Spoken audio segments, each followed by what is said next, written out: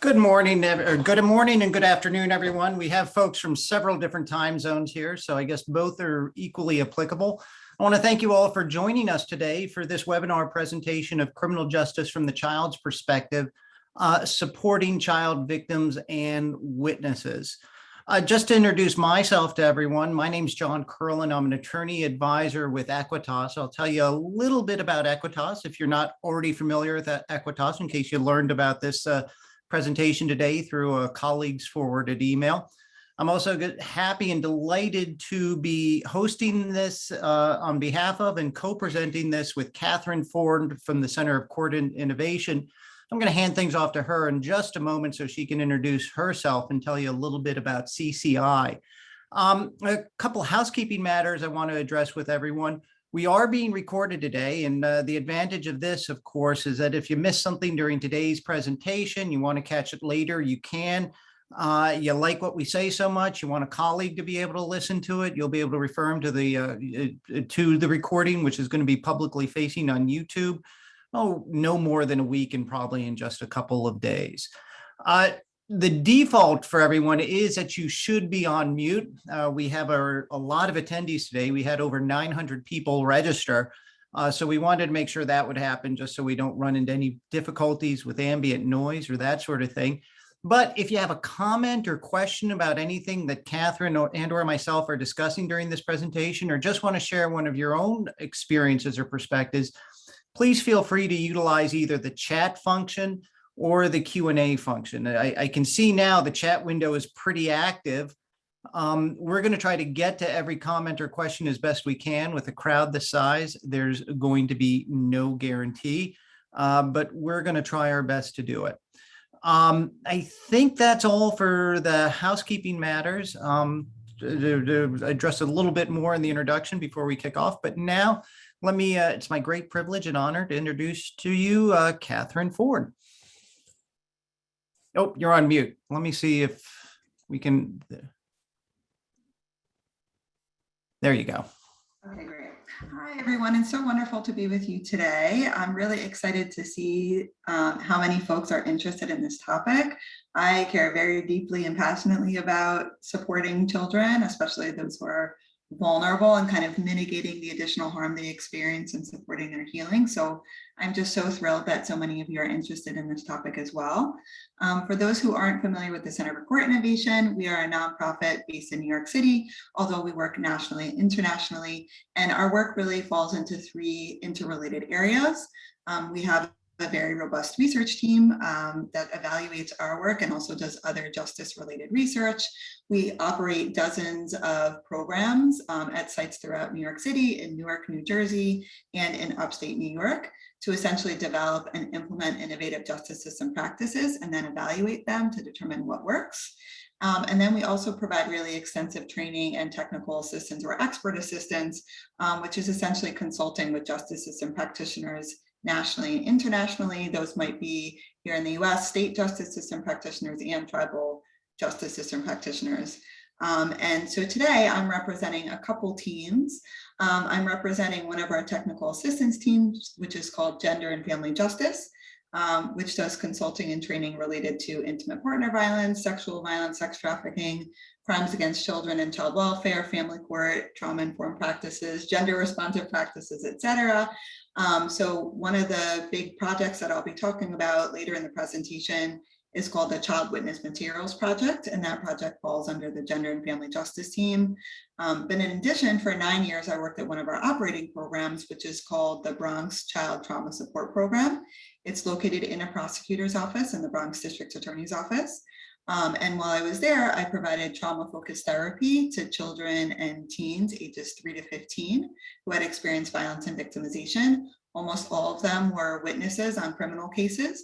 And I also provided court support to them, preparing them to go to court to testify, explaining how the justice system works, accompanying them, and providing crisis intervention. So you'll hear me talking a lot about that work.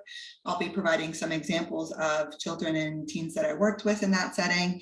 And as well, you'll be seeing some of the artwork created by some of my child clients that expresses their thoughts and feelings and worries about interacting with the criminal legal system. And I just wanted to mention as well that you'll see some illustrations throughout the presentation as well. And those are from the child witness materials that we have created, which I'll be talking about more. So you can get a little flavor of what they look like. So I'll turn it back over to John to tell you about Equitas. Thank you, Catherine. Well, I'm hoping most people are at least a little bit familiar with Equitas, but understanding with the crowd this size, there may be some folks who are joining us today based on a referral. So let me take a short moment to tell you a little bit about Equitas, our mission, and what it is we do. We're a nonprofit. We're based in Washington, D.C., and we're primarily made up of attorney advisors who were former prosecutors specializing in the areas of crimes of sexual violence, intimate partner violence, human trafficking, and elder abuse. And with that practice or with that prosecutorial background, we're taking that experience working with Equitas to develop resources, trainings, as well as deliver consultations in the areas of best practices in these different areas of crimes. And while we primarily work with and serve prosecutors, we're really designed to work with any allied professionals, including system and community-based advocates, law enforcement, and other community-based stakeholders. Now, how do we accomplish our mission? You're going to be able to go to our website at your convenience if you like, and we're going to have that web address up pretty quickly. But we have a variety of resources on best practices in the areas of gender-based violence, whether it's sexual violence, intimate partner violence, human trafficking, or elder abuse. There's manuals and compendiums and strategy guides on best practices, statutory compilations, other resources, all of which is freely available to often download directly from the website. If the size is a little bit big on some of the compendiums, you might have to contact us so we can send you a copy through other means when we can't maintain it directly through download on the website. We also conduct and participate in training events. Prior to the pandemic, it would be a combination of live and virtual. Since the pandemic, as you can all imagine, it is primarily virtual based, like what we're doing today.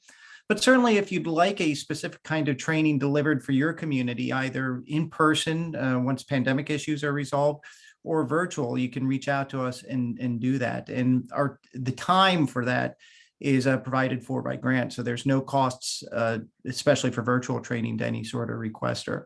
We're also available for consultations, and what these consultations can constitute for either prosecutors, law enforcement, advocates, or other law enforcement allied professionals are going to be direct assistance with the case. You want to find out about a potential expert witness, a victim behavior expert who can help you with an issue of your case. You want to talk about or brainstorm strategies to cross-examine or learn about a defense expert witness. You want to see sample transcripts, sample memorandums, try to get an idea of what legal research is on a specific topic in other jurisdictions outside your own. That's something we can do. It can also be something general, talking about sexual assault or gender-based violence issues generally. That consultation is available 24/7, is also free of charge. And we also advance our message and mission through working in partnerships with other national TA providers, such as the Center for Court Innovation. And the contributions and consultations we could give for projects such as the Child Witness Materials Project was a wonderful opportunity, and we're certainly hoping to advance that today.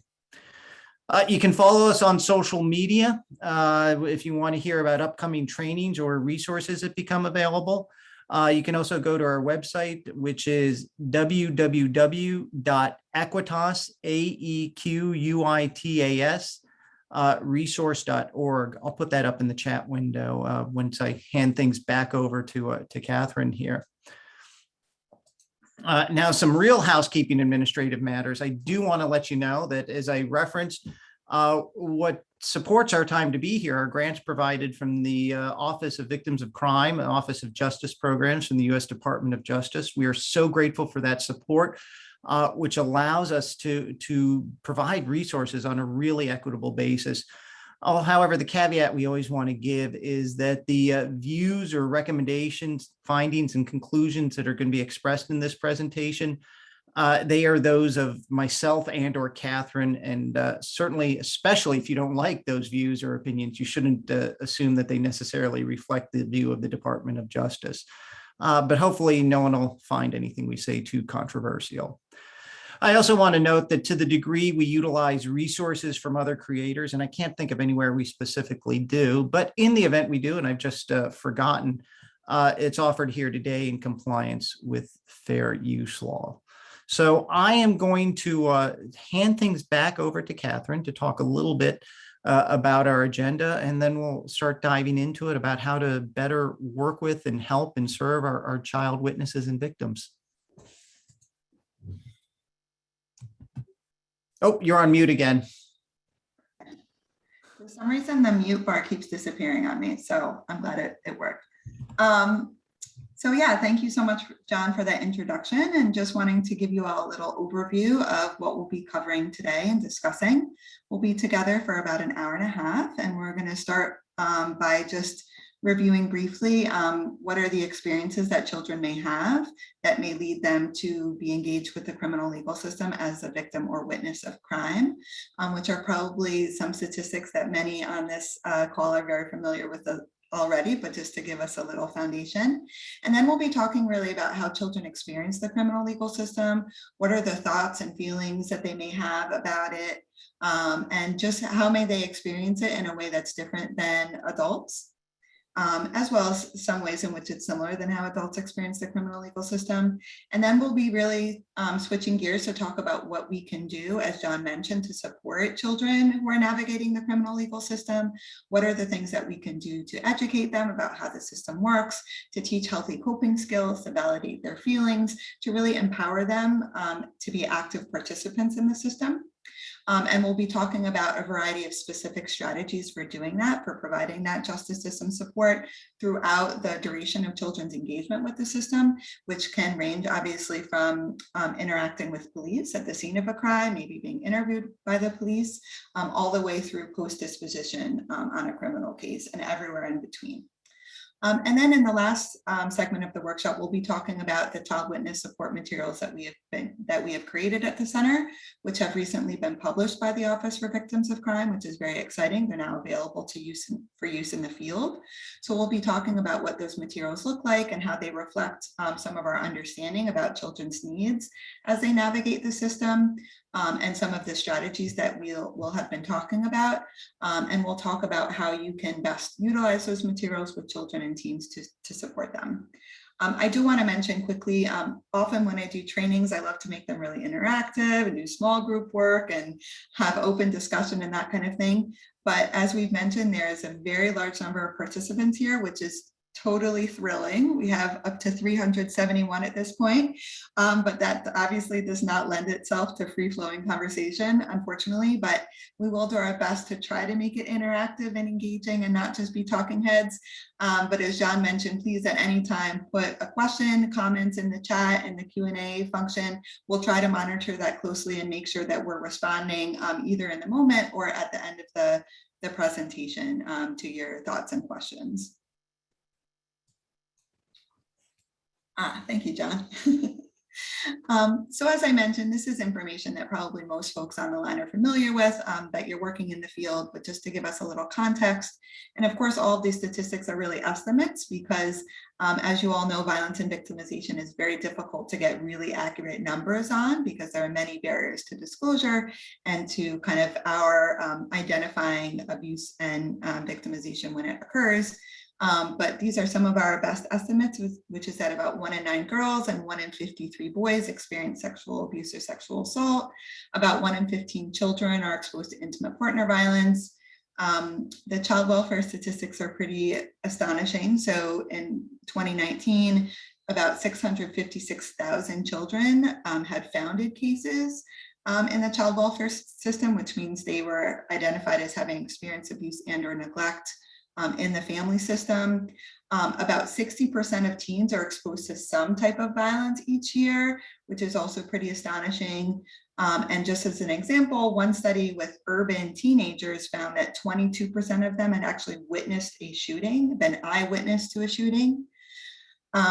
And polyvictimization, though, is very common. So we often in research and in practice and the way systems are set up, as you all know, we parse out different types of violence and victimization, but especially for children, we know that most of them have experienced multiple types of violence and victimization. unfortunately, which is called polyvictimization. And often their exposure to violence and victimization is chronic. It's not just one incident. So just because someone comes to the attention of the system, for example, for sexual abuse, doesn't mean that's all that they've experienced. And that was the case in my practice. I saw this very frequently. We would screen for all types of violence and victimization exposure. And very often, for example, children that experienced sexual abuse had often been exposed to intimate partner violence, or who had also been exposed to community violence, et cetera. So that kind of co-occurrence is very common. So we don't want to assume just the one type of victimization that initially comes to our attention. And as you all know, in most cases, the perpetrator is known to the child. Often it's a very close relationship, a trusting relationship, a family relationship, which becomes very complicated emotionally for the child in general, but especially as they're interacting with the criminal legal system, as that person is potentially being prosecuted for the violence and for harm to the child. Next slide, please. So some of the effects of the exposure to violence, again, I'm sure folks are very familiar, so I'm going to go through this really quickly, but children can, of course, be traumatized by these experiences. They can develop symptoms of post-traumatic stress and even develop post-traumatic stress disorder that meets the criteria and the DSM. And I'll talk a little bit more in a moment about trauma in children and how it affects how they interact with justice system practitioners and how they respond to the criminal legal system. Children can experience depression, suicidality, self-harm, anxiety, difficulties in family relationships, sibling relationships, peer relationships. There can be disruption to the parent-child relationship, which can be very difficult and impactful because we'll talk about this more, but parents, the primary caregiver, is the most important source of support and stability for the child. So when that relationship is negatively affected, that can really affect children's well-being. So we want to always be thinking about how we can support strong parent-child relationships and support the parent so that they can in turn support their child. Sometimes we see aggression and risk-taking behaviors in children who've been exposed to violence. It may affect their school performance, their cognitive development. There may be developmental delays or regression. They may have academic difficulties or behavioral issues in school. It may affect their memory and even their brain development, especially for chronic and severe trauma early in life. There's also, unfortunately, the potential for re-victimization, which is unfortunately the well-established fact that once a child has experienced violence or victimization, they're much more likely to experience victimization again in the future as an adolescent or as an adult. And also, as we're talking about today, these experiences, if they come to the attention of the criminal legal system and or the child welfare system, can require that the child interact with these systems, which are very adult oriented. They're not designed for children or adolescents. They're not designed to be developmentally appropriate to be responsive to their needs. And so that can be an additional source of stress and distress for children who have already experienced trauma and very difficult circumstances. Catherine, just not to parse words or anything, but I know as a prosecutor, sometimes I can put child witnesses in the bucket of kids who are witnessing violence and then kids who are direct victimization of violence. These kinds of impacts and effects you've outlined here, when you talk about exposure to violence, I'm guessing, or I want to infer, that's kids who are either directly victimized by violence or witnessing violence. These kinds of impacts can be present in either category. Am I right? Or yeah, very much so, John. Thank you for mentioning that.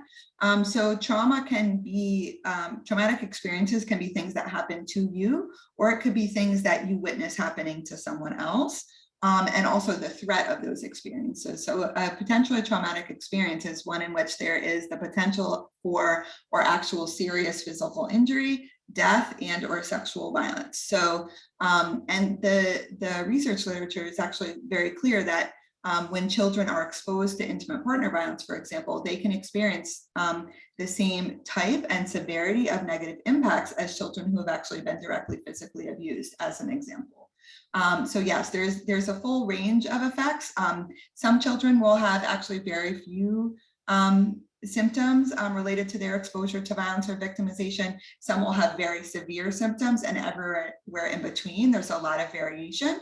So it is really important that children receive kind of an individualized assessment of how they're doing and how they've been impacted by the experiences, as well as what are the strengths within that child, within the family and community system that kind of support their resilience. But yeah, children can definitely be significantly affected by witnessing and exposure to violence, as well as direct victimization. So just quickly a note about post-traumatic stress disorder in children. The presentation in children is pretty similar as in adults, although there are some developmentally specific differences, especially for younger children. But in both children and adults, there are 4 clusters of symptoms, and this information comes directly from the DSM, the Diagnostic and Statistical Manual on Diagnosing Psychiatric Disorders. And the criteria for PTSD were actually updated and changed in the most recent version. So there are 4 clusters of symptoms. So re-experiencing is the one that folks are usually most familiar with. This is having kind of intrusive thoughts, images, memories of the traumatic experience in your mind, thinking about it all the time, especially when you don't want to, having nightmares. I mentioned intrusive thoughts, but also when you're reminded of or think about the traumatic experience, feeling very physiologically and emotionally overwhelmed and distressed by that reminder, by those thoughts. As well, avoidance, I always want to mention, because sometimes folks don't think about this, but because thinking about the traumatic experience or memories is so painful and overwhelming, which speaks to the re-experiencing, folks who are traumatized often, understandably, develop very extensive and sometimes entrenched avoidance strategies to avoid thinking about the traumatic experience. So they may numb themselves emotionally. So even if they think or talk about it, they aren't able to access the feelings associated with that experience. They may avoid anything that reminds them of the traumatic experience, people, places, things, topics of conversation, right? They may not feel comfortable talking about what happened because it does feel so distressing and overwhelming, and they feel really dysregulated. So they may go really out of their way to avoid reminders of the traumatic experience. As well, we see what are called negative alterations in cognitions and mood. So the mood is a little more straightforward. So that's kids feeling down and depressed, having feeling irritable, having angry outbursts. And the cognitions is really ways of thinking about self and the world. So those are things like, I can't trust anyone ever again. All men are abusive and violent. Something terrible could happen at any moment. This was my fault. I'm permanently damaged because of what happened. Things like that. And the last one is the arousal and reactivity. Those are kids that become very hypervigilant, we call it. So again, understandably, they're constantly on the lookout for threatening or unsafe situations and people. So they can never relax. Their body and their brain are always on hyper alert. I call it the fire alarm going off. So they're always perceiving potential threat, even where none is there. And they're very reactive to anything that reminds them of the traumatic experience or makes them feel out of control, or like someone might hurt them. And they may feel like, I have to hurt other people before they can hurt me. And they may have a startle response too, where they jump when there's a trauma reminder. So I'm about to advance to the next slide. I do see some folks have raised their hand. I would ask, though, just with the number of participants, we have to sort of keep on moving along in some ways. Any sort of comments or questions, though, please put them in the Q&A or chat window, assuming that function's available for you, which I think it should be. Yeah, thank you. Yes, please do that. And while I'm speaking, John can kind of keep an eye on that and bring anything to my attention, and I'll do the same for him. But just, I've mentioned some of this already, but what might this look like in terms of trauma in children? The trauma really influences how kids respond to the criminal legal system, how they kind of take information in, how they interact with you, how they respond to you, to what they're being required to do. So it's really important to kind of keep it in mind all the time, essentially, as you're working with with these kids. As I've mentioned, kids may be emotionally numb, so they may be talking about what to you feel like very disturbing things, but they may not be showing any emotion at all, or their emotions are all over the place, or they're quote unquote inappropriate for the content. So they're laughing at strange times, or they're laughing and then they're crying, or they may become emotionally overwhelmed or flood, or even have flashbacks while you're talking with them. They may also be, again, understandably guarded, suspicious. They have many reasons not to trust humans. And I say that jokingly, but it's true. If you've been seriously harmed by another person, it makes sense that you would not trust people, right? And then if we're working in the justice system, even more so, there's even more layers and reasons for them not to trust us, right? So like, what are you going to do to me? What's going to happen? What's going to happen to my family?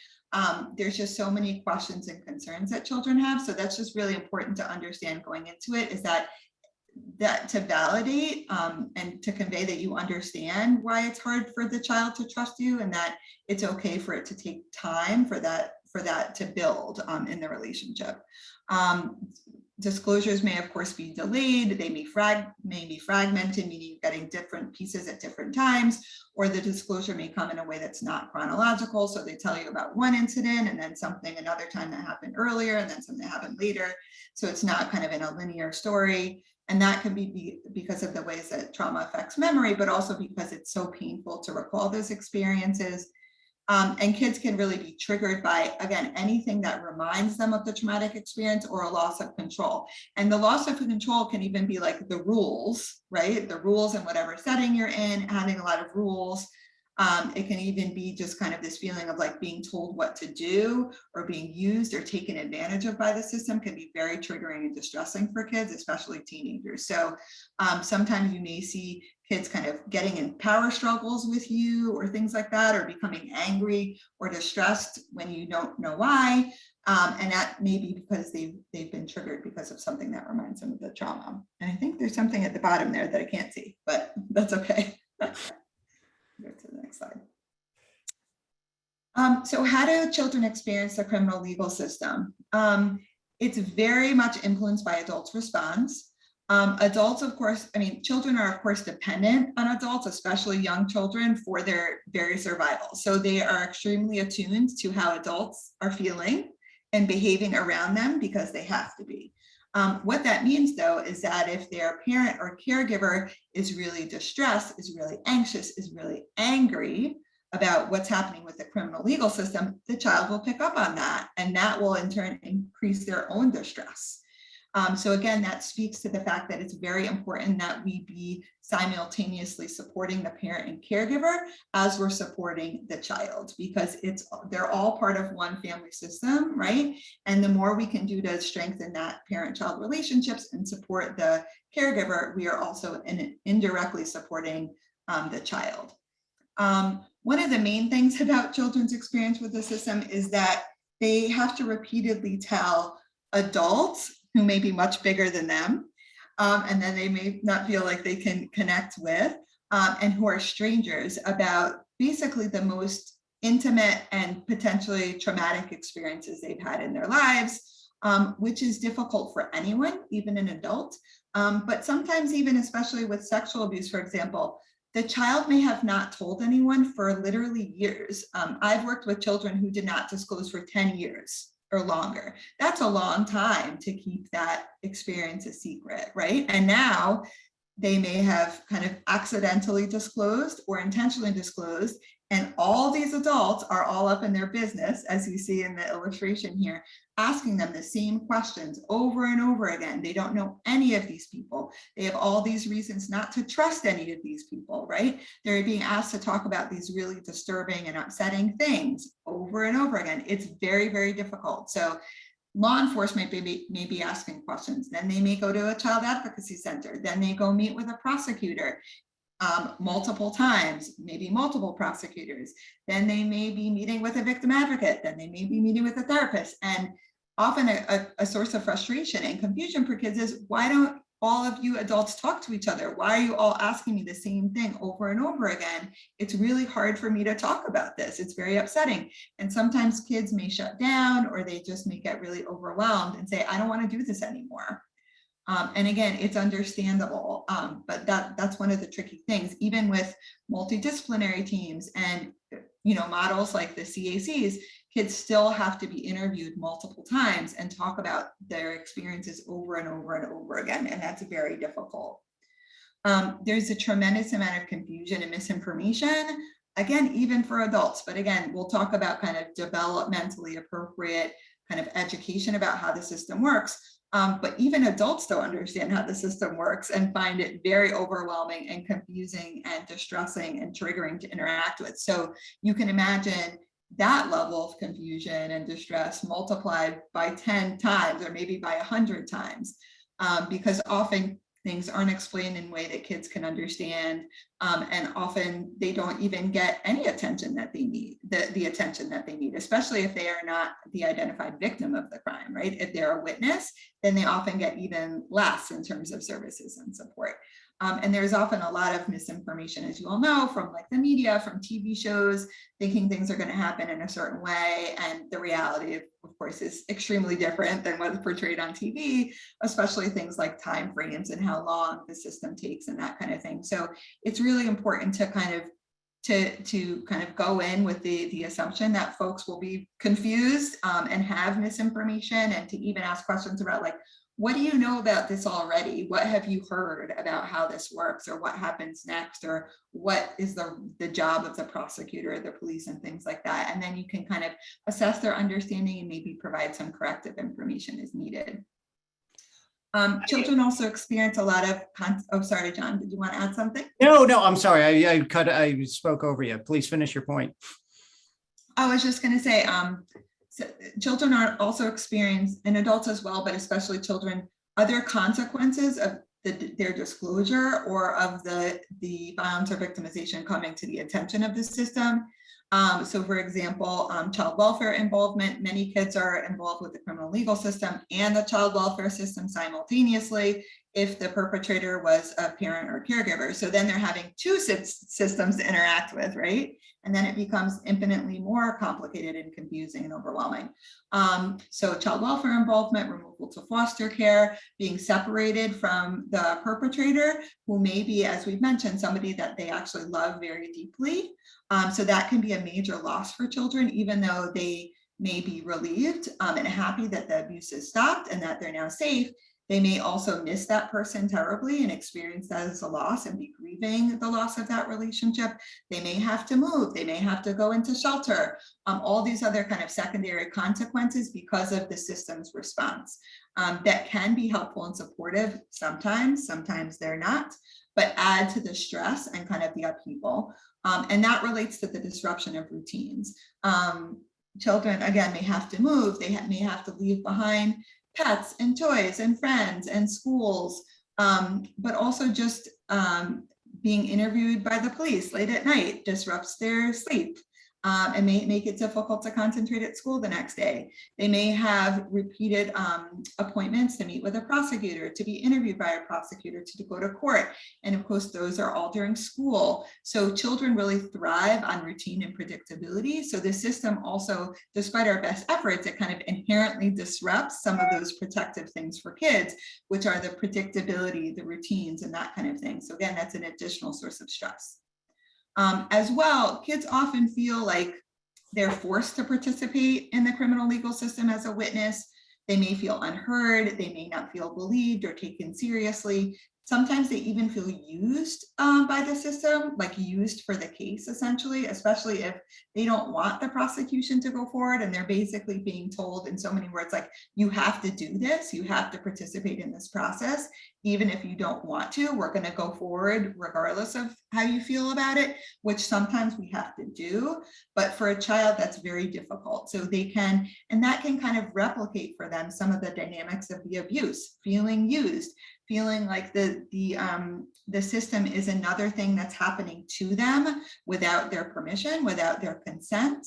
And that can be very, very difficult. And parents and caregivers can also feel that way. So that's something to be aware of. And the last thing here that I'll mention is that the system takes so long, right? I've worked with kids that even with a prompt disclosure, from the point of disclosure through charging, through all the stages of the criminal legal system process, through disposition or verdict, through post-dispo, it can take years. It can take 2-3 years, even longer.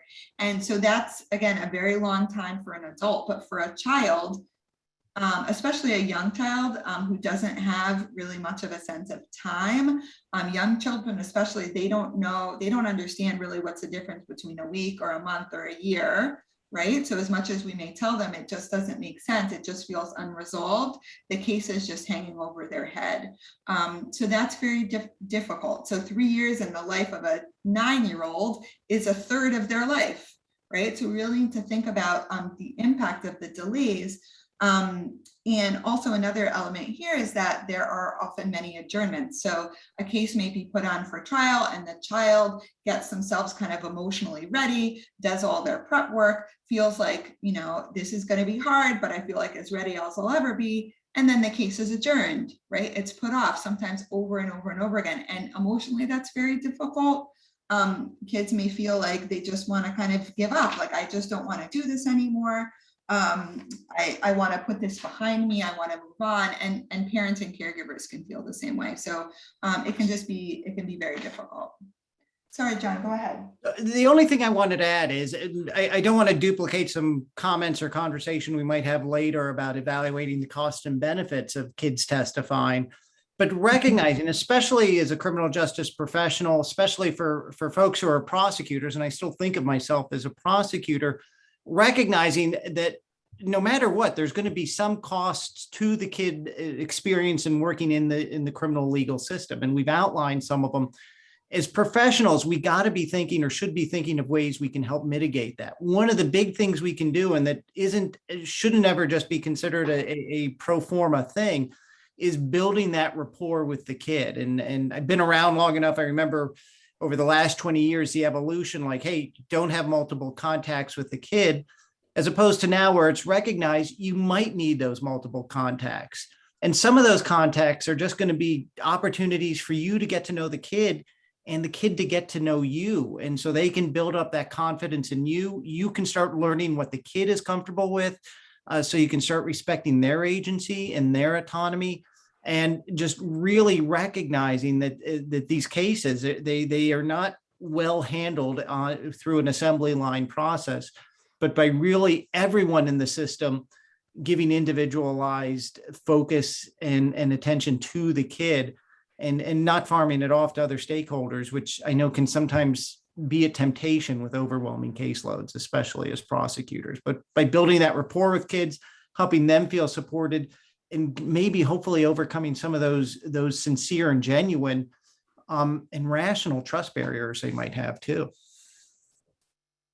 Thanks, John. Yeah, that's actually an excellent segue into what I was going to discuss next, which is, again, thinking about what can we do to support children as they interact with the criminal legal system as a crime victim or witness. And really our number one goal is to reduce their anxiety, reduce their distress, reduce the potential for re-traumatization. None of us want to make it worse for these kids, right? They're very vulnerable. They've already had these very difficult and sometimes traumatic experiences. And we don't want anything that we do or the system does to unnecessarily cause additional harm. So that's really the most important thing. And the other goals are kind of subsequent to that, I think. And with that is around kind of creating a more positive and empowering experience for children with the justice system, as well as facilitating their healing process. And when we kind of mitigate and prevent additional harm, we're able to do that. And as we'll talk about in a moment, when we talk about children testifying, with the necessary support and guidance and kind of procedures in place, testifying can actually be a positive and empowering experience. Sometimes we don't think about that, but I've actually seen it with my own eyes.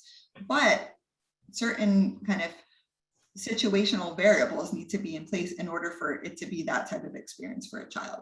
And really kind of flowing from those goals 1 and 3 is the kind of the secondary goal, in my mind at least, John may disagree, of improving the quality of children's testimony. Because when they are adequately supported, when they feel empowered, when they understand what's going on, when they've had access to trauma-focused therapy, for example, when their symptoms of post-traumatic stress have decreased and they're no longer highly trauma avoidant and can actually talk about what happened to them, that will improve the quality of children's testimony. And many prosecutions, for better or worse, as John was alluding to, do require the child's testimony as a witness. All these things really fit together, again, as they do with adult crime victims and witnesses, but I think especially so with children because of their additional vulnerabilities. Go to the next slide, John. You betcha. So this is just an overview of some of the strategies that we'll be talking about, and I'll be talking about each of these in turn. As well, I want to mention that you'll see these strategies and ideas reflected in the child witness materials that we'll be talking about in a bit, because these are kind of really based on our understanding of the needs of child victims and witnesses as they interact with the criminal legal system. I did want to make a note as well in that John and I think, are a really nice team because we're interdisciplinary. So much of this work is interdisciplinary, right? If done well. He's a prosecutor and I'm a social worker, and I used to be a victim advocate as well. So I'll really be talking about these strategies from the perspective of the victim advocate, from the therapist perspective, the child therapist perspective, and then John will jump in kind of throughout to talk about what are the implications for the prosecutor's role, what are things that can be adapted for the prosecutor's role, et cetera. So hopefully we'll have those kind of complementary perspectives, but I do think it's important for prosecutors or attorneys generally to kind of be familiar with all the potential strategies, even if they're not things that they might use themselves in their role, just so we can kind of have a thorough understanding about what's helpful for kids in these circumstances. Next slide. So as we've alluded to, there is this kind of overarching question of should children testify, right? And it really needs to be determined on a case-by-case basis. There are so many variables to consider here, including what exactly happened, how the child experienced it, were they a direct victim, were they a witness to something, are there other witnesses that could potentially testify, what's the child's age, how traumatized are they based by what happened, what are some of those secondary consequences, what's their relationship with the defendant. There's so many different considerations, right? So it really needs to be determined case by case with the prosecutor, ideally in consultation with the child's therapist or victim advocate, to really, again, think through what are the specific considerations in this particular case. But as I alluded to a moment ago, there are actually some pros or advantages for children testifying, given that they have adequate preparation, that they have adequate support from practitioners, from family, caregivers, et cetera, and that they're far enough along in their process of healing from the traumatic experience. If a child is very actively traumatized, if they can't even tolerate talking or thinking about the traumatic experience, having them testify at that time probably will be very distressing to them, but probably also won't be very productive, right? So that might be a situation where you want to think about, how does this fit in with their receiving trauma therapy? Can we get this child in therapy for a couple of months to really help them feel better, and then revisit this question again? So anyway, there's a lot of variables. But with that adequate support, it can be empowering. It can be a chance for the child to tell their story publicly. And that can actually be a positive experience, especially where they have been kind of pressured implicitly or explicitly to keep it silent. Again, thinking about sexual abuse and intimate partner violence cases, there's often such a pressure to not air the dirty laundry, to not talk about certain things, there's a shame around it, right? An embarrassment about what happened. And so standing up publicly and saying, this is what happened to me and it's not my fault, can be really powerful.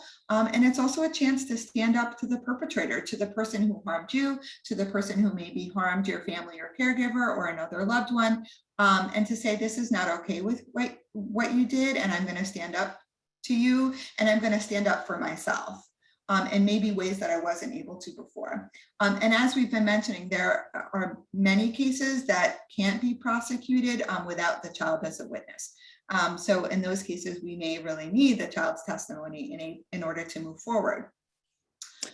Cons of testifying, of course, it can be re-traumatizing, it can be distressing, again, especially if the child is acutely traumatized and or they don't have the support that they need. I've mentioned the impact of the repeated delays and how difficult that can be emotionally, and also the relationship with the dependent. Again, children may feel very, very conflicted about the fact that they disclosed, and this came to the attention of the system, about the criminal legal case. They may be happy and relieved that the abuse or violence has stopped. They may also be grieving the loss of that relationship. They may feel guilty and shamed for quote unquote getting the defendant in trouble. They may not want them to be incarcerated or worry about that person even being victimized while they're incarcerated. So there's so many different complex feelings. They may be very angry with the person. They may blame themselves for what happened. So it's very complicated. Next slide. Well, if I can just add a little bit to this, Catherine, for child victims, the question about them testifying too, I think we want to try to be as prosecutors, thinking of strategies to expand their options as much as possible. And whether if a child simply is unable to testify, exploring the possibility of forfeiture by wrongdoing motions, if maybe it's because of intimidation caused by the offender or the offender's acquaintances that are causing it, utilizing and leveraging statutes involving for closed circuit testimony when possible. Also pursuing options, which is becoming more and more common and available, support services in the courtroom beyond just closed circuit testimony, which I think in some ways now can be an easier hump pre-pandemic, or easier hump now than it was pre-pandemic.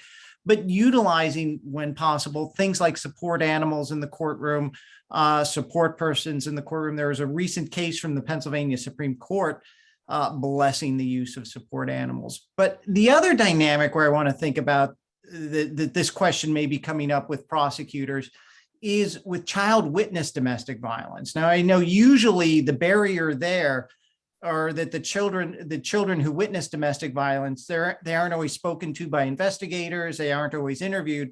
And so the potential of them being a witness isn't always an option because they were never spoken to, especially maybe when the domestic violence victim isn't participating in a prosecution.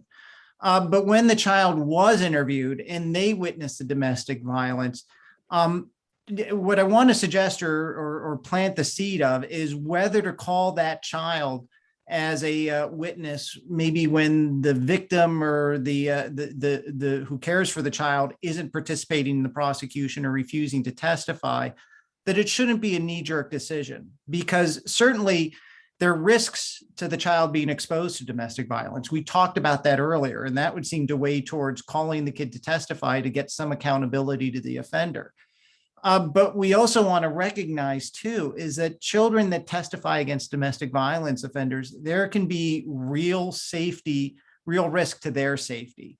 And we don't want to minimize that, especially if there's a likelihood that they're going to be continuing to live with the offender. And I'm not trying to say that in every case where there's pushback, we don't want to look for ways for that child witness to DV, to call him as a witness.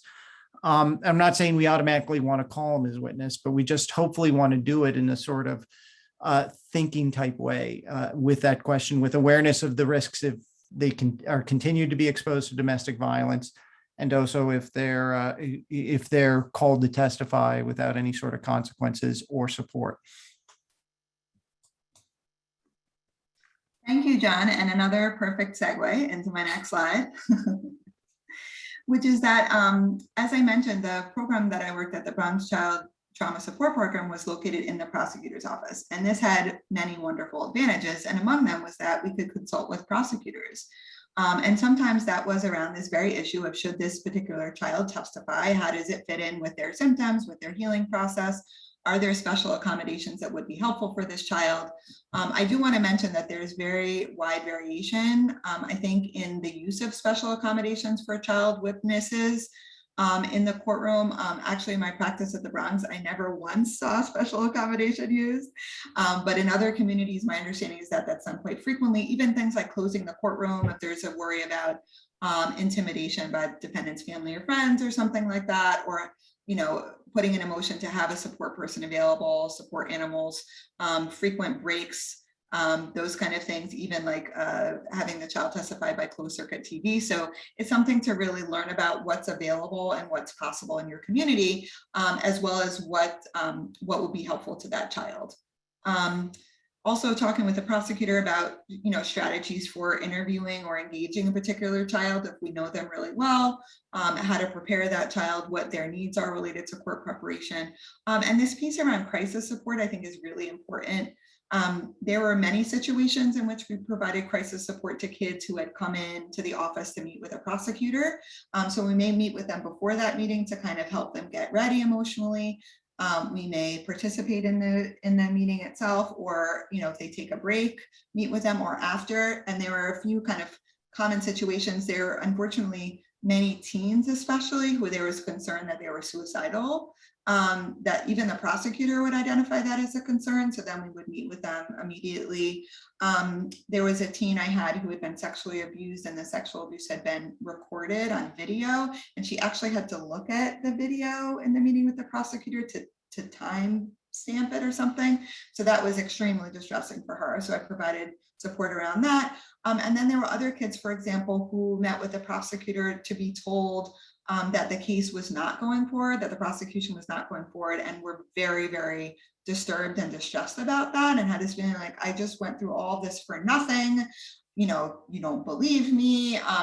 So explaining kind of the legal reasons why, but also providing emotional support. So those are just some examples of that crisis support piece, which is really, really important. Next slide. So then thinking about kind of kid-friendly education, we've alluded to this, the fact that often kids and even adults don't understand how the system works. They don't understand what's being asked or expected of them. They don't understand the jobs of all these people, right? They're interacting with so many different grown-ups, and often we kind of forget when we're working in the system to explain what our role is in a way that children and adults can understand. And what the process is, and what's the stage of the process, and what are the things that might happen next, and what's your role as a witness, right? All of these things. And when we provide information to kids in a way that they can actually understand, that's developmentally appropriate, it can really increase their sense of control. It can increase a sense of predictability. Knowing like what's going to happen next can be incredibly helpful in decreasing their anxiety and distress. And again, consider that these are kids who had traumatic experiences in which that were very chaotic, that felt very unpredictable, very out of control. So even more than other kids, they need this sense of control, even if it's little things like what we're going to talk about first or second, or where I sit in the room, can actually really help with decreasing their distress. And as the more predictable you can make the process, and even your interviews and meetings with them, the better. And so I do want to give a little shout out. We have, I'll mention this in a little bit, we have kind of a practitioner's guide to using the child witness materials that has some tips for how to support child victims and witnesses, and give some more detail on some of these strategies. But I have here kind of half jokingly, but watch your language. Again, working in the system, we often just use the lingo. We use terms that lay people may not understand, but especially kids. Even thinking about court, like what's court? If I'm 5, my familiarity with court is like a basketball court, and like a hearing is like what I do with my ears, right? So some of those terms that don't even seem necessarily complex can be confusing for children. So really taking a step back and thinking about all the language that you're using. Is it kid friendly? Can a child understand it? You can even ask the child or an adult to kind of repeat back to you and in their own words what you've explained, so you can understand. So you can assess the degree to which they understand it and correct anything that they have misunderstood or that you haven't explained well. So that's really important. And really just explaining to kids what are the stages of the criminal legal system process, and where is your case in that process? What are all the different terms that you may hear me use, that you may hear other people use to talk about what happened, to talk about the process? What are the potential outcomes? What are the potential timelines for the case? What are the roles of all these different grown-ups? Things like that. And then just a note about the role of a witness piece. So often kids, especially adults as well, but especially kids, they really put the burden of the case on themselves. Again, especially if there aren't many or any other witnesses, they may feel like this is my case. The whole case is hinging on my testimony and me doing a good job. And that can feel like a tremendous amount of pressure and stress for kids. So really kind of doing what you can to relieve that burden or pressure from the child witness, and putting that burden actually on the prosecutor, which is actually where it belongs. And maybe John can speak with that as well. But one helpful analogy that I used was that the prosecutor is putting together a case, and it's like a puzzle, and there's a lot of different pieces of the puzzle, right? And your testimony, what you say in court, is actually just one piece of multiple pieces of a puzzle. And in order for the jury or the judge to convict, all the pieces of the puzzle have to fit together basically perfectly, right? And this isn't, I mean, kids are obviously familiar with puzzles, and it's up to the prosecutor to make all the pieces of the puzzle clear and to make them all fit together. That's not your job. Your job is to just go there and talk about what you know and what you saw and heard and what happened. It's a prosecutor's job to make the puzzle fit together. So that might be helpful. And then visiting the courtroom in advance when it's empty is very important. Walking in and out of the courtroom, seeing where I'll be waiting, sitting in the witness chair, trying out the microphone, getting a sip of water, asking to take a break, seeing where everyone else will be in the courtroom is very, very helpful. This is where I'll be as a prosecutor. This is where I'll be as your advocate. This is where the jury will be, the defendant. The child may want to think about and plan where they want to direct their gaze during their testimony. They may not want to look at the defendant because that may be upsetting. So do you want to look at the prosecutor, advocate, or a loved one? Do you want to look at the lights? Do you want to look at a jury? Like, just practicing all of that is very helpful. Where's the bathroom? The experience of going through security. Again, the more familiarity and the fewer surprises, the better, because that's going to really decrease children's anxiety. And you can do this through, in our materials, we have an activity where you can kind of move the stakeholders around on a diagram of the courtroom, but you can also just draw a diagram and figure out where this is going to be. So there's different ways to kind of convey this information. But we have a note here: don't discuss the content of the testimony. This is obviously for advocates and therapists, but our role is really to explain how the system works generally, the process to address kind of the child's emotional concerns and support needs around the emotional experience, but not to discuss the content of the testimony, because that can get really legally hairy. So I'm sure John could speak to that, but don't practice, for example, like, well, what are you going to say about what happened with the sexual abuse or something like that? So just talk in general. I was going to say, I mean, obviously there's going to be some opportunities where you're going to want to talk to kids about the substance of whatever they're being called to testify about, and ask them about other statements and the sorts of questions you might ask and the sorts of questions the other side might ask, and not to feed them. But I think really a large bulk of a good practice child preparation is going to be time and in some ways directed to that rapport building. And even here, we're talking about the kid-friendly education process. I think the method in which you do it, or effectively do it, a lot is going to depend on what you've learned about that kid through a relationship. In other words, is the kid developmentally advanced, or do they have developmental challenges? Are they neurotypical or not neurotypical? That, I think, is going to impact about how you educate and how you talk about the system and educate them about the process, and how you're going to adapt yourself to the kids' needs so that a way that they can understand what's going on. And while I second that, I think in every circumstance where there's a kid who's a victim or a witness, and I think often with adult witnesses too, you want to give them an opportunity to visit an empty courtroom. I'd also stress too that the other thing that can also be a useful practice, in addition is giving a kid a chance to come and watch some live hearings, watch what happens when someone's on the witness stand and when one attorney's questioning them and another attorney, and sitting with them and maybe just listening and watching for a half hour or so and asking if they have any questions, but just so a kid can see what happens to other people. And it doesn't have to be like the serial killer's suppression hearing or something like that. It could be a simple DUI suppression hearing or something like that. Just so they see how other witnesses are involved and what's in play there, and help reduce some of their anxiety over an unknown. Yeah, I think that's a nice idea, John, because again, getting back to the misinformation piece, often just like going to court is so different than what anyone imagined. So just getting kind of the feeling for being in the courthouse and the courtroom and kind of what it's like and how people talk to each other and that kind of thing, it's all helpful again in increasing that familiarity.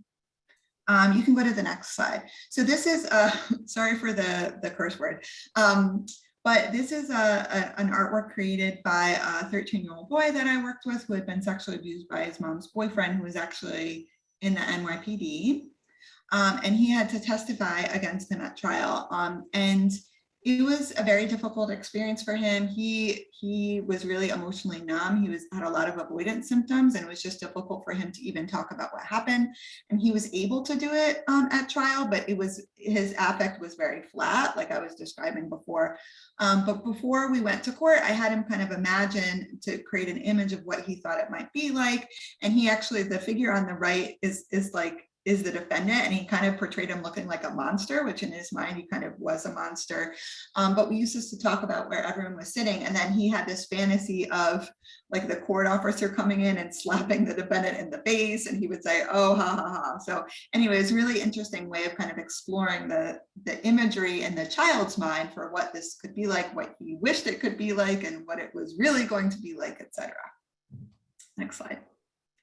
We're just mindful of the time, so I'm going to start going even more quickly, and apologize for talking fast, but I am a New Yorker. So it's hard for me to slow down, but I'll try. So thinking about the emotional concerns, I've alluded to this, but it's really very case and child specific in terms of what will be most difficult for them in terms of participating in an interview, in terms of testifying. Are there certain parts of what happened to them that are most difficult to talk about? That are most distressing or triggering or disgusting, or that they feel sick? Is the biggest concern seeing the defendant? Sometimes they're seeing the defendant after literally, uh-oh, I've lost sound. Can you hear me, John? Yes, I can hear you. Okay, someone put that I've lost sound. Hopefully just them. Nope, I hear you well. Okay, so sometimes, okay, great, thank you. Thank you, everyone. Sometimes they are seeing the defendant literally after years. And that can be very intense emotionally. Again, especially if it's someone that they were very close to. And so I have here healthy expression of strong emotions beforehand. There was one boy that I worked with, his mother had been murdered by her partner when she was pregnant. And he had to testify at trial about this because he was home at the time. And he was just, when he imagined seeing this man in court, he was just filled with this kind of all-consuming rage. And we really had to work in the therapy beforehand to help him kind of get all of that out. I mean, as much of it as we could, so that he felt more in control of himself emotionally when he actually went to court. So that's just an example. And processing the relationship within the feelings about the defendant and the respondent, we've been talking about that, as well as their thoughts about the case. Again, they may have very conflicting feelings about the case. I want this to go forward. I want the person to be held accountable for hurting me or hurting my mom or whatever it is, but this is also really hard and it's also taking too long. And I also don't want to get this person in trouble. And I'm also angry with them. It's all mixed up together. So providing an opportunity to process that stuff is really important.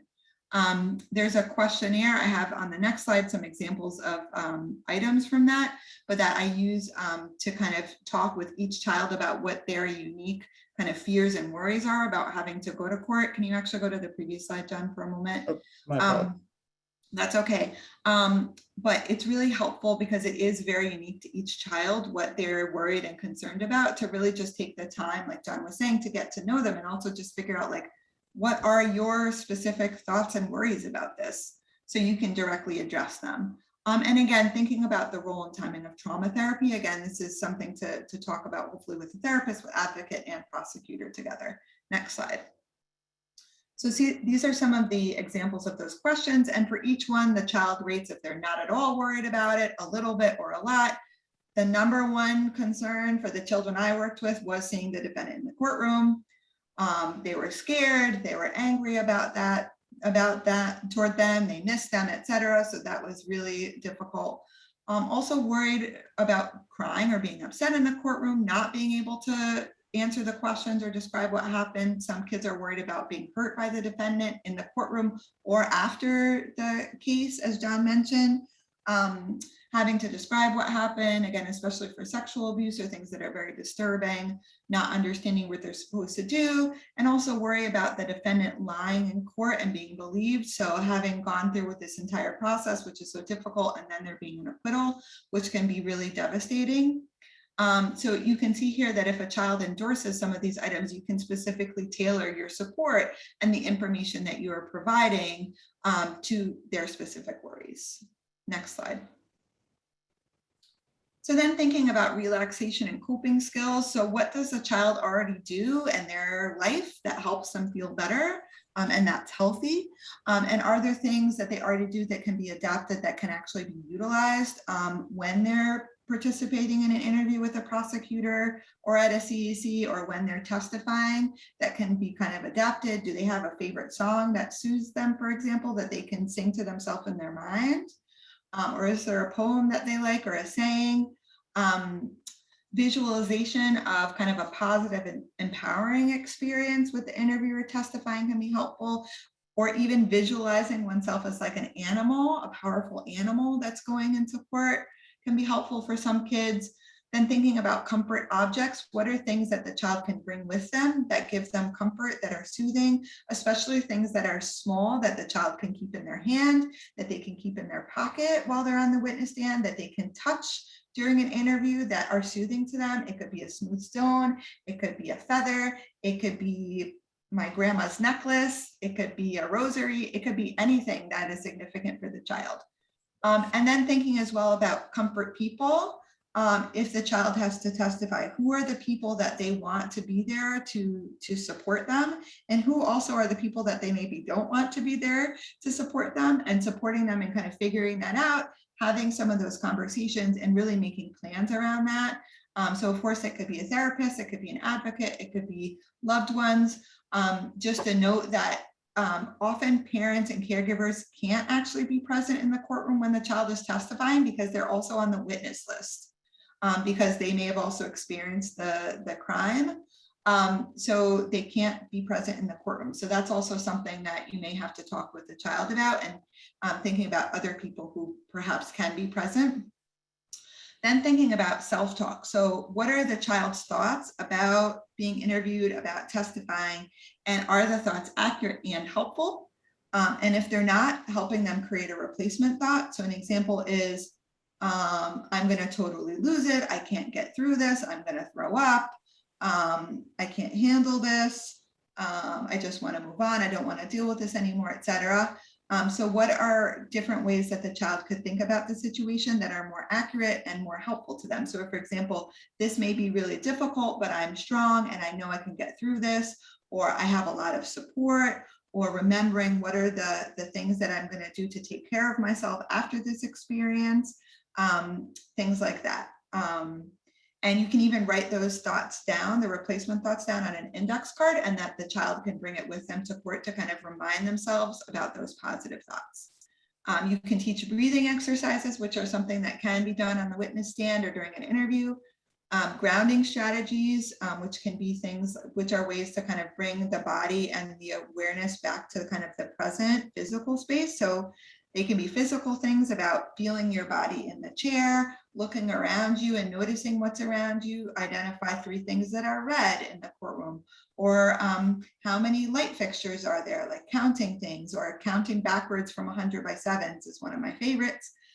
So there are different strategies like that, or feeling your comfort object in your hand and everything that you can think about that. To again, bring yourself back to the present, especially when you're feeling flooded, when you're feeling overwhelmed, when you're having a flashback. And then thinking about cultural and spiritual practices that the child already uses, that the family already uses, that can be helpful. Again, it could be a prayer, it could be a song, it could be a mantra, things that the child can write down and bring with them, things that they can say to themselves in their mind as they're having the experience. You can really create a plan. I've actually created on the index card, sometimes I've done like 3 positive thoughts on one side, and then on the other side, 3 maybe healthy coping strategies that they can use for when they go to court. Again, it's on an index card, so it's really portable, and they can bring it with them and have just a constant reminder of like, if I feel upset, if I feel overwhelmed, these are the things that I know how to do to help myself feel better. Next slide. Oops, sorry, I did one too many. That's okay. So this is a 2-parter actually for the child's artwork. This was a girl who had been sexually abused also by mom's boyfriend. She had not disclosed for 9 years, but the case was still prosecuted after that time, and she testified at trial and there was a conviction. So this image is of her worst fears, which is that she would go through this testifying and then he would be acquitted, and she would say, why, oh, why, boo, jury, what a waste of time. And then she's crying, basically a puddle of tears. There's the tissues there. And she also says, boo, DR, where she put devil Rob. And she imagines him with his devil horns, drinking a beer and celebrating being acquitted. So this was kind of her worst fear. Next slide. She also had a fear, even though she was 13, she knew intellectually that this couldn't happen, but she was so scared of him. And she knew that he had a gun, which is part of the reason actually she didn't disclose for so long. And he had actually abused her mother. So she had very legitimate reasons for not disclosing earlier. So she had this fear that he would shoot her in the courtroom. So then I had her create an image of that, and also him being found innocent. And then she created an image actually of the court officer intervening to protect her with the judge to protect her from being harmed by him. And then the jury finds him guilty, and then they have halos over their head, which is really funny. But one part that got cut off on the right was actually she put in the image her 3 support people as part of the layout of the courtroom. So I was there, and it was a little K over my head, and her mom with a J over her head. And actually the prosecutor, she developed a really nice rapport with actually John, with her initial over her head. So that was part of kind of how she envisioned the positive experience, was the 3 support people there for her. Next slide. Court accompaniment. So actually going with the child if they have to testify in the grand jury to get an indictment for a felony case, to accompany them to hearings if they want to go to hearings, if they have to testify at trial, if they have to go to family court and testify. One note about the grand jury is that it's closed. So as a support person, you can't actually come into the room, but you can certainly go with the child or teen to the courthouse building and help them get ready emotionally and wait for them outside and provide support as soon as they walk out the door. Providing distracting activities for the wait. Often kids have to wait a really long time. Even if there's a specific time given, they may be at the courthouse waiting for hours. So encouraging them to bring things to do to kind of keep their mind off of it, distract themselves, keep their anxiety level down. You can also bring things yourselves, coloring stuff, games, handheld video game systems, books, whatever that child likes to do. Also, as the advocate or therapist, reinforcing their coping skills, having them practice or do them right before they go into the courtroom. But also if they get upset, while they're testifying, the girl whose artwork I just showed, she started crying pretty hard while she was testifying. And so the prosecutor asked for a break. So during the break, I was assisting her in kind of the waiting room or interview room to use some of her healthy coping strategies to help herself feel better so she could continue her testimony. And also just during breaks, just kind of being there as a friendly face, a supportive person to help with coping, and then being in the courtroom and again being a friendly face, especially the defendant is there, which can be very intimidating and scary. The defendant's family members and friends may be in the courtroom. That may also be intimidating for the child who has to testify. They may feel intimidated or scared by them. They also may be people that they know very well, and maybe they're family members. that also, again, that they haven't seen in years. And that can be very difficult to manage emotionally, especially if they feel like those family members don't believe me, they're on the defendant's side, so to speak. That can be something that's very tricky to manage.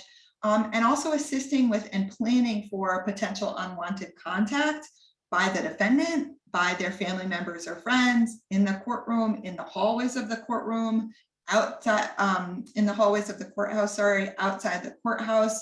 I had a case where I was working with an 8-year-old child witness. It was actually an intimate partner sexual violence case that she had witnessed, and the media was there and was actually trying to talk with her and her mother and following us throughout the courthouse, which was actually really scary. So that was something that hopefully I was able to be supportive around. But also I had another case, an IPV case, where the child was testifying against her father. And when she walked into the courtroom, there was actually a full protective order naming her. And he actually spoke to her as she walked in and said, "I love you, baby," right as she was going to testify against him. So talk about like emotionally difficult. It's also a protective order violation. But thinking about those potential circumstances, how to prevent them, how to manage them if they do occur, what, talking with the child and family, what do you want to do if someone from the media approaches you, or if your aunt approaches you, something like that. Next slide. I know we're short on time, but we do have a really great question that came up about thoughts about how to handle when the fear comes true. A jury finds a defendant not guilty, particularly for teen victims and witnesses. I can just give you my thoughts, and I don't think there's any perfect way to do this. That's why it's a bad result.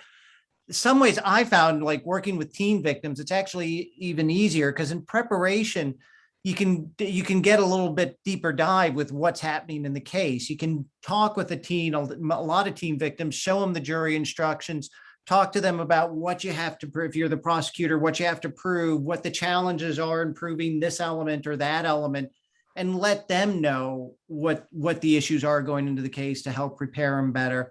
For younger witnesses, it might be a lot more challenging to take that sort of in-depth sort of analysis. And I think the best thing you can do is let any victim know, but especially child victims and witnesses, that it's not their job to get the defendant in trouble or out of trouble, or found guilty or not guilty.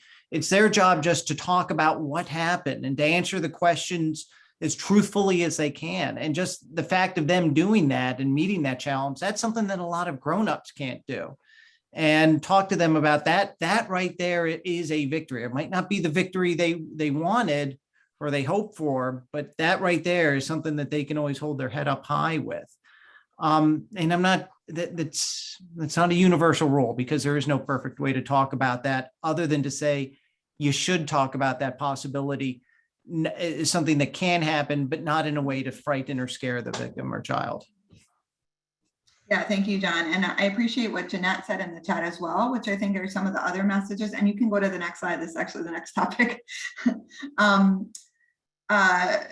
Just to mention about this quote, which I think is really lovely, which is about court accompaniment. So this was a girl who had witnessed a domestic violence homicide, and she said this afterward: "Having you there was like looking out the window at a butterfly." So that was really sweet.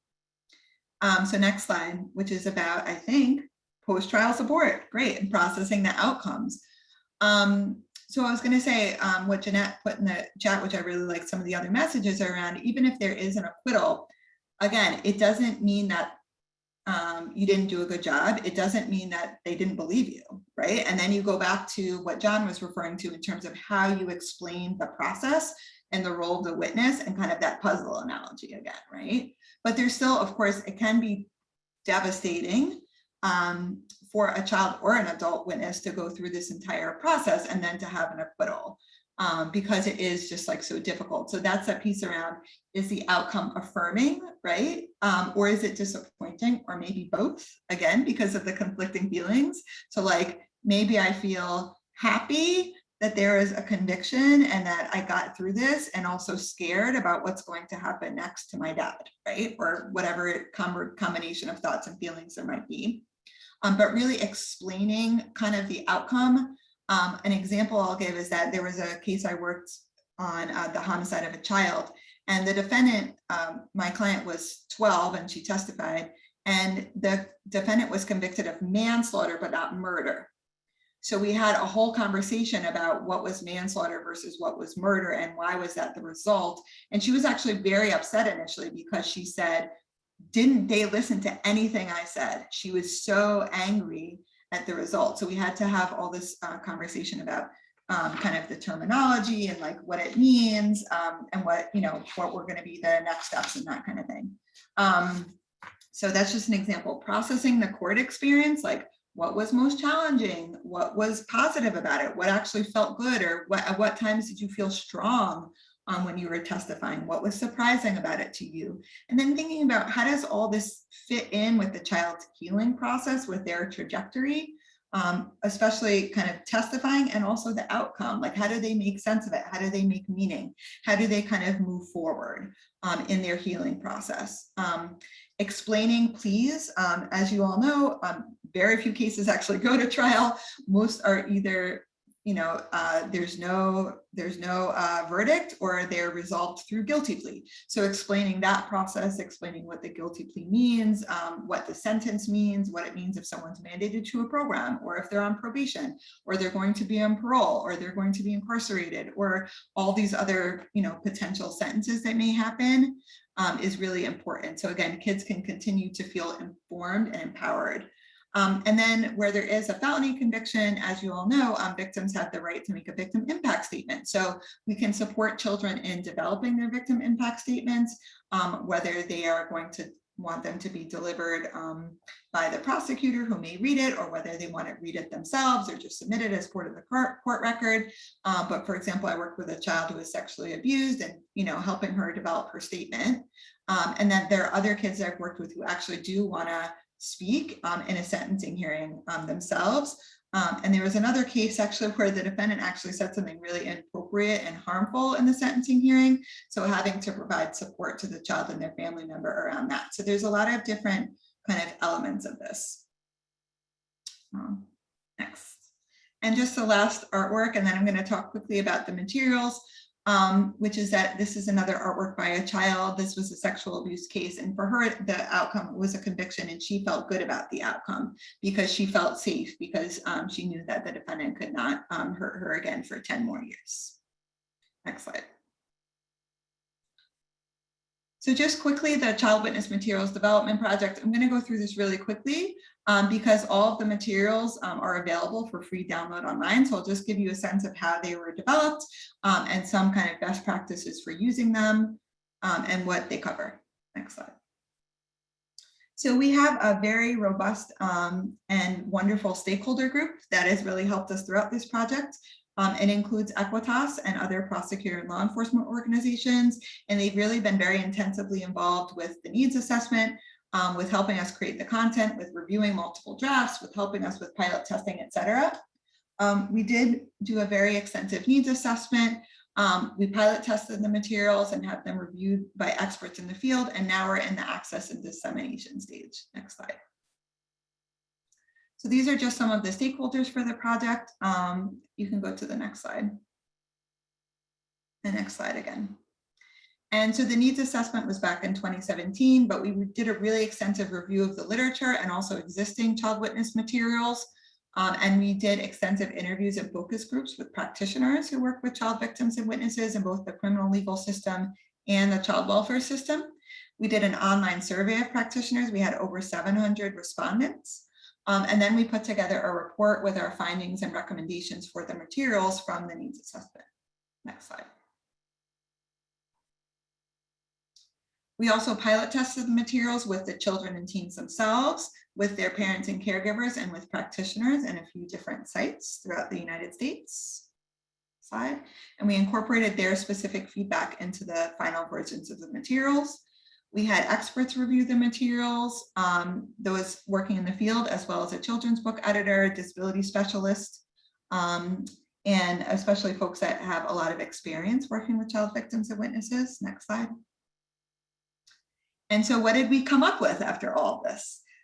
So we have materials for 3 different age groups, although you can use whichever piece you feel is most appropriate for a given child, especially depending on their developmental age and stage, which may be different than their chronological age. So the rough age groups are ages 2 to 6, ages 7 to 12, and ages 13 to 18. And for each age group, there are separate materials on the criminal legal system and the child welfare system. So you can choose the age and the system that are most appropriate for that child. They are narrative in style, so they use fictional stories about child characters to illustrate how the system processes work and to also depict and validate children's emotional experiences with the system.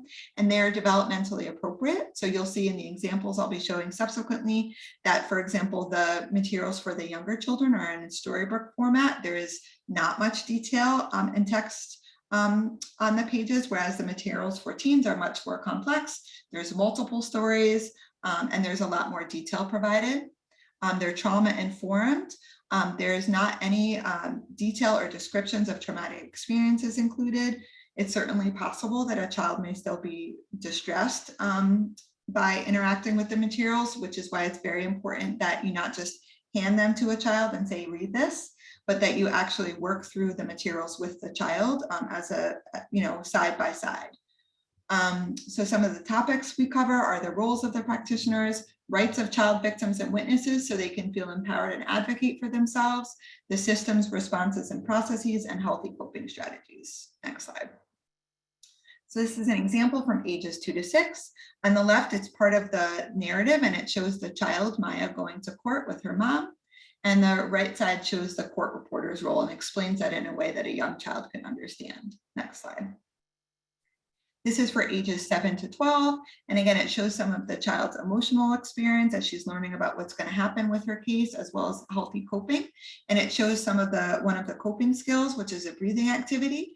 And these are really helpful to kind of as a stopping point to kind of take a break, to actually practice the coping skill. And you can do it as a practitioner as well, which is really helpful. It can be helpful to us as well as adults, and to really check in with the child about how they're doing, how they're feeling. Next slide. And this is for 13 to 18. You'll see that this is really, the last one was like a comic book. This is really like a graphic novel. And the teen stories are nice because we're able to show multiple different characters' experiences and stories. And the middle slide is actually another coping activity around support systems. Next slide. So it's really important to give the materials to the children as early as possible in the criminal legal system process, and regardless of what the outcome of the case may be. So even if the child is quote unquote only seeing the police arrest a parent or caregiver, it's still important that they understand what's happening and what is their role and why are things happening and what might happen next, and have an opportunity to have their emotional experience validated, right? So we want as early as possible. So like after law enforcement involvement, we want kids and their parents and caregivers to have access to these materials. You want to provide them to the parent and caregiver as well. Like we've mentioned, they really need the same information about how the system works and the same coping skills information even as well. So again, so they can support their child. I see your question about languages. I will get there momentarily. Ensuring that appropriate adult support is available. Again, they're designed to be utilized or worked through by the child with a practitioner right next to them. It could be a therapist, it could be an advocate, it could be the prosecutor, but they should be done with an adult. And you can read through the whole thing in one sitting, or you can break it up and use different pieces at different times, depending on the child's age, depending on their engagement, depending on the stage of the case, depending on how they're feeling, etc. It's important to kind of take breaks and check in with the child frequently about how they're doing, how they're feeling. You can also ask questions to keep the child engaged with the content and to apply it to their situation. So using the characters, even like, oh, it seems like Oscar's feeling like really angry or confused. How would you feel if that happened to you? Or did something like that happen to you? And how do you feel about it? You may also need to adapt the materials for your local context. So there may be differences by jurisdiction in terms of the justice system process, in terms of the language that's used, that kind of thing. So you can really adapt the materials so that they make sense for that child. Next slide. Next slide, John, please.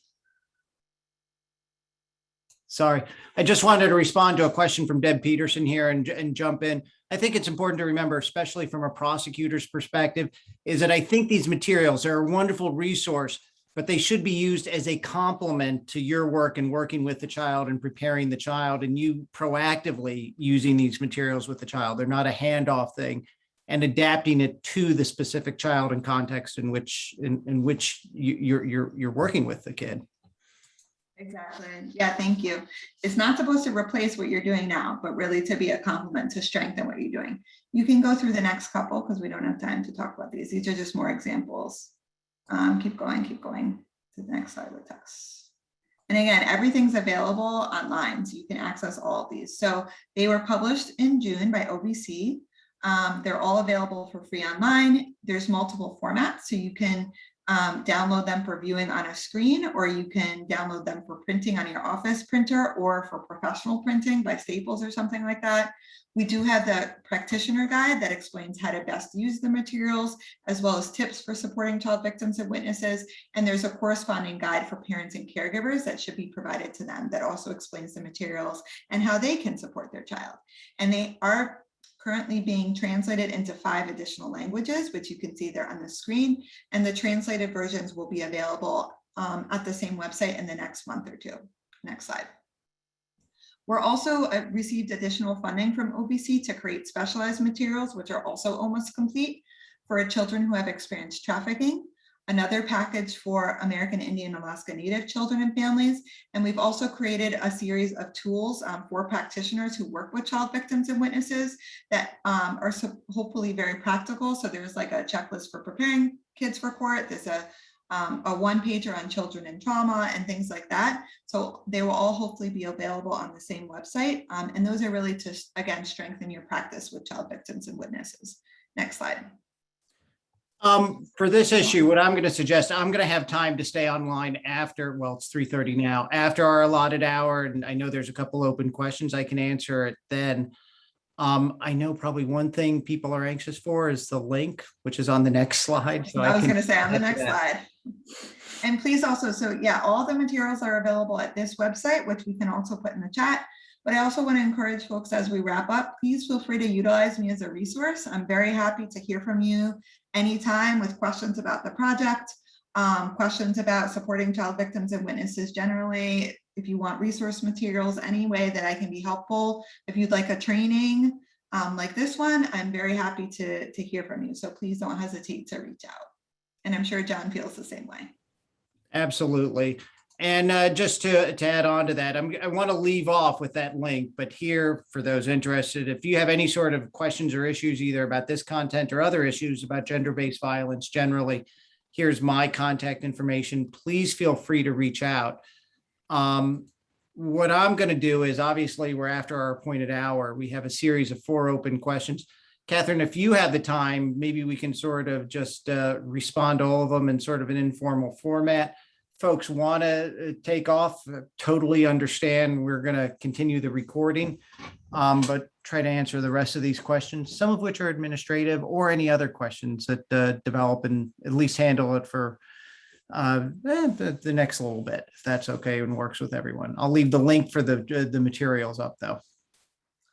Yeah, and please, yeah, thank you. I just wanted to say as well, for those who have to go, thank you so much for joining us. And please spread the word widely about the materials. Our vision, our hope is that every child victim and witness will have access to these materials because we think they're really powerful and helpful. So please tell your colleagues, disseminate the link via your networks, all of that kind of thing. We really appreciate your help with dissemination. And as folks are leaving, I should have added that too. Thank you everyone for attending and your interest in this topic. I really appreciated the questions we received and the attention. I hope you all found it helpful. Yes. So we can go to the questions in the chat. Do any of the materials? Oh, sorry, go ahead. I was going to read the question. Oh. Do any of the materials talk about time limits on depositions? Maybe from Florida. Our state has no limit, just to take breaks every hour. I terminated a depo at 6.5 hours after several breaks and breakdowns. Defense counsel resisted. We had a motion on it and I prevailed, but how do I avoid that? Looking for any authority to refer to in the future. Also, this child was under 10 years old. I remember from my review of the materials, there's nothing that directly answers that question just because it is so jurisdiction specific. It does talk about exercises or calming exercises, like what to do if the testimony is continuing or you're getting stressed during it. And I think some of those lessons and coping exercises could be talked about with the child in the context of a deposition rather than a court proceeding. Sure. With it. But I think your strategy ahead of that is pretty good. I'm wondering if you're from Florida too, but I'm just sort of thinking out loud here about strategic issues. I know these, or maybe you're from Indiana. I know they're big on depositions there too. I know these deposition jurisdictions, there doesn't seem to always be a lot of parameters on it. But maybe like effectively doing motions in limine ahead of time, not about areas that can be examined, but maybe to set more ground rules, especially if there's a history of maybe defense attorneys being taking the sort of avenues you've discussed in your question can be something that's used to sort of minimize it and getting the court invested. And maybe even with these pre-trial motions, I should say pre-deposition motions, it's a chance to educate the court about child victims and maybe some of the issues or limitations on your case, and approach it that way. I do know some of the attorney advisors from our office had worked in the deposition jurisdictions. They might have more pointed advice. If you wanted to follow up with me later, I can maybe think of some more concrete answers. Did you want to add anything, Catherine? No, I think that makes sense in terms of kind of applying the same strategies to a deposition. Yeah, I think that makes sense. I'm just seeing just like the logistical questions in the chat. I'm happy to share a PDF of the slides so we can send that to the participants afterward. And in terms of CUs, I don't think CUs are being provided for this webinar. I haven't heard anything about that. In terms of training for judges, yes, there certainly is such a thing as training for judges. If you're interested in that, please reach out to me. We have some national technical assistance provider partners that specialize in training judges. Although I could probably do it myself as well.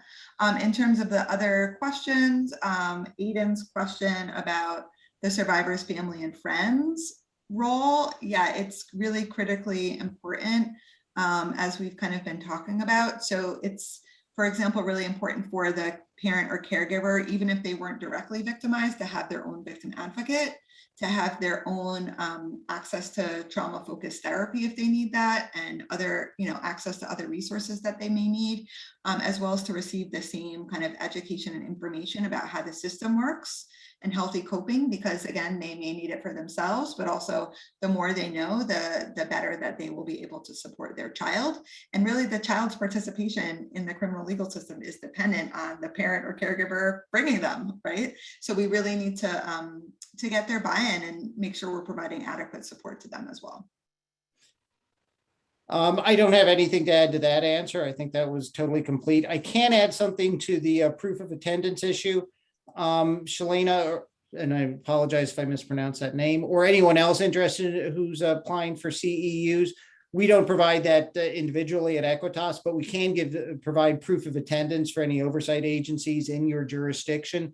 Just reach out to us at Equitas. I'll put you in front of our administrative associates, C. Ross. They can prepare then a certificate of attendance that you can utilize with whatever your governing body is. And I did see a question in the chat. I couldn't look at everything, but about the materials for younger children being kind of too long. And yes, the answer is totally. So the materials for the 2 to 6 year olds are intended to just be used kind of piece by piece. So you would obviously not sit down with like a 3-year-old and read through 50 pages. It's just not, it wouldn't be a developmentally appropriate expectation. So you can really think about kind of that specific child and what are the pieces of information or the pieces of the materials that would be helpful for them on a given day, and come back to the rest another time. Catherine, I saw one request to put a link for the materials in the chat. I tried to copy and paste, but because I have this in presentation mode, I couldn't do that. Do you have a copy you can put in the chat? Yep, hold on, let me grab that. Yeah, Yeah, it's not the best web address. Yeah, it's not intuitively It's, spelled, is it? no, it's Not like long. www.helpkids.gov or something. Exactly. And that had to do with the initial plan for the project was actually that we were going to create a website just for the materials, in which case we could obviously control the URL. But OVC decided to publish them themselves, which was actually a big honor because they don't usually do such things. But because of that, they live on their website, so it's longer. But I just put the link in the chat. Is there anything else remaining unresolved? There's still 216 people on here. Amazing. They find us that interesting. I do see one person, Jody Bryant, raised their hand. And I'll tell you what, Jody, I will give you the authority to talk. If I did this right.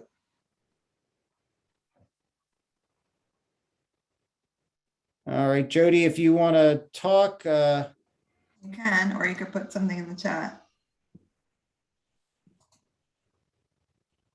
I see Wendy has her hand up too. And Wendy, I'll give you authority to talk to, or put the question in the chat. Just looking back and see if there's anything here among all the thank yous, which we really appreciate.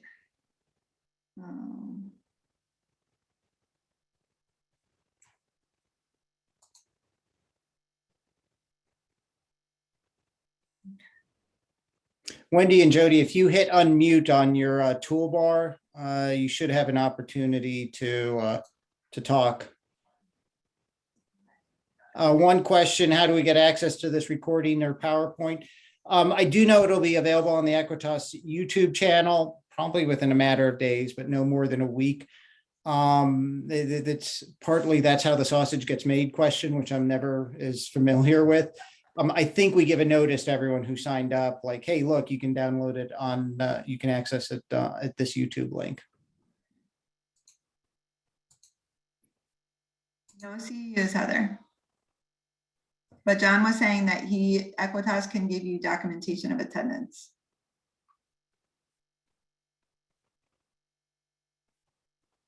Anything else? I looked through the chat. I think we've addressed everything.